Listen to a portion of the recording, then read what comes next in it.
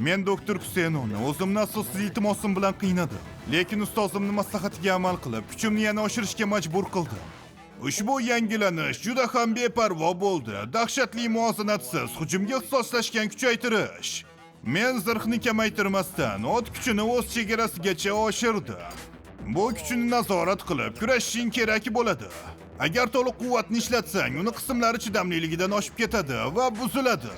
Bu qat'iy oxirgi chora. 10 soniya bu chegaradir. Buni yog'iga tanang bardosh bera olmaydi.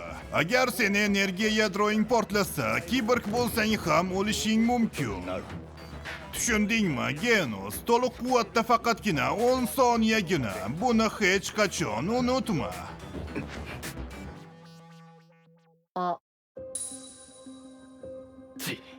Endi nima istaysan? Istagan vaqtimda tashrif buyurishim mumkin deb o'ylama. Qo'ysangchi, sen ham har doim shu atrofda yurasan. Menga shikoyat qila olmaysan. Ustozning shogird sifatida bunga meni huquqim bor. Qolaversa, ijara haqini ham yarmini to'layman. Ijara haqqi nima? Saytama bu kvartirani egasi ham emas, u bu yerda ruxsatsiz yashayapti, seni esa aldayapti. Eng asosiysi, uyushma senga hech qanday ma'lumot bermadimi? Ular allaqachon men bilan bog'landi. Ijrochining o'g'illaridan biri garovga olingan, shuning uchun ular allaqachon harakat qilishlari kerak edi deb o'ylayman. Balki ular yashirin joyni hali ham topmagandir. Agar bilsak, ustoz hozirgacha ularning barchasini qirib tashlagan bo'lardi. Men ta'mirlanishdan qaytdim. Shu yerdamisan, Saytama? Nihoyat strategik uchrashuvni o'tkazishimiz mumkin.